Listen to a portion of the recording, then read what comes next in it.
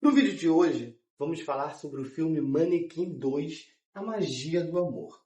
Embora a maioria das pessoas lembrem principalmente da versão original de 1987, o filme Manequim 2, A Magia do Amor é um divisor de águas, principalmente se você relacionar ele ao primeiro.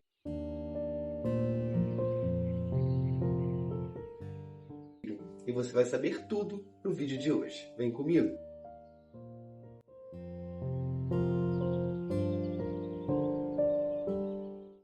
Já imaginou você trabalhar numa loja de conveniência feminina e de repente você está ali arrumando o manequim, você vai, tira o colar do pescoço dele e de repente ela vira humana? Bom, isso aconteceu no filme Manequim 2, A Magia do Amor. Bom, a história é mais ou menos assim. Há 1000 anos atrás, Jessie era uma jovem camponesa apaixonada pelo príncipe William. E aí existem dois obstáculos. Primeiro, a mãe não aceita essa união, porque ela é uma camponesa. E existe também um vilão nessa história, que é o Conde Gunther Spretzley, que é um feiticeiro, né, na verdade. Bom, ele junto com a rainha conseguem armar ali uma situação em que o príncipe acaba colocando sem querer o colar enfeitiçado no pescoço de Jessie e ela vira um manequim.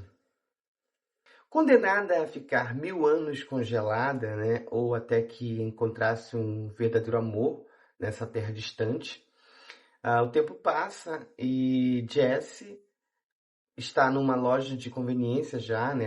Ela é um personagem histórico, né? Ali na cidade é conhecido como apenas uma lenda. E William renasce, né? Reencarna, digamos assim, como Johnson Williams, né? E ele vai trabalhar nessa loja e de repente acontece esse reencontro ali que estava no destino. É uma coisa bem louca. O interessante desse filme, embora ele seja uma comédia romântica, né, dos anos 90, de 1991, ele era para ser, na verdade, uma continuação do filme Manequim, que é de 1987. Porém, os roteiristas, quando fizeram o segundo, eles já sabiam que a atriz do primeiro filme, né, que era o manequim do primeiro filme, não estaria na segunda. Então eles precisaram criar um novo roteiro, né, para dar vida a esse outro manequim como. Então criaram essa estratégia que foi, no meu ponto de vista, incrível, maravilhoso, que foi esse recurso de usar magia, né? Com o colar enfeitiçado e passa os seus 1000 anos, assim. Ela reconhece ele porque ela ficou congelada, então a mente dela parou de onde ela foi congelada. Dele não, porque ele morreu, ele reencarnou, e então a mente dele é nova, não tem nada do passado. Sendo que ele acaba se apaixonando por ela depois. Principalmente por saber que ela a ama. E também por ele acreditar, né? Que o que ela fala faz sentido, porque até então ela era um manequim, agora ela já é gente.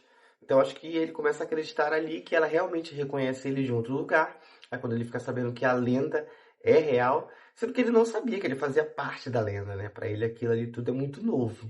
E o filme segue assim. O tempo todo acontece alguma situação em que, sem querer, ela acaba colocando colar, até que aconteça, né, de o príncipe, que agora já não é mais príncipe, entender que é o colar. O colar, se tirar o colar, ela volta a ser humana. Então vai acontecendo diversas situações que eu não vou falar aqui para vocês, mas a gente tem aqui como origem do filme Vênus, né, que é um filme bem antigo, americano também. Não tenho certeza se é americano, gente, pode ser inglês também. O filme traduzido para o português é, na verdade, Um Toque de Vênus. E, na verdade, a história é completamente diferente. Ele até lembra um pouco mais o primeiro filme, né? Porque é uma escultura que depois ganha vida e aí começa toda aquela situação. No segundo filme, que é de 1987, que eles não colocaram ali como se fosse uma releitura desse, mas para quem conhece todos esses filmes que envolvem esses manequins ou estátuas que ganham vida, sabem que a origem está ali, né? Ou a origem esteja mesmo lá em Galateia, né? Galateia e o Pigmalião. Essa mitologia, né? Que eu acredito que seja o pilar de todas essas obras do audiovisual que vieram depois, que abordam esse tema, né? De um manequim que ganha vida. Esse filme que eu estou falando para vocês, ele não foi considerado um campeão de bilheteria, até porque as pessoas estavam acostumadas com o primeiro filme. E quando ficaram sabendo que teria uma continuação, eles esperavam que fossem os mesmos atores vivendo em situações diferentes. Sendo que o diretor achou melhor não mexer na história do primeiro, encerrar aquele ciclo amoroso dos dois e recriar uma nova história envolvendo o manequim. Então é justamente onde eles criaram essa nova fantasia que, modéstia à parte, eu acho incrível e bem mais elaborado do que o primeiro. Porque o primeiro é muito bobo nessa situação de uma mulher do Egito que, não quer, não está satisfeita, pede os deuses para poder colocar em outro tempo. Daqui a pouco ela entra no manequim automaticamente, manequim comum, criado por uma pessoa humana, né, sem poderes nenhum. Então ficou assim um pouco fraco. Embora seja defendido o tempo todo e a própria bilheteria do filme, né, está aí para poder rebater e dizer que ele foi melhor. Mas isso não significa que realmente que seja melhor.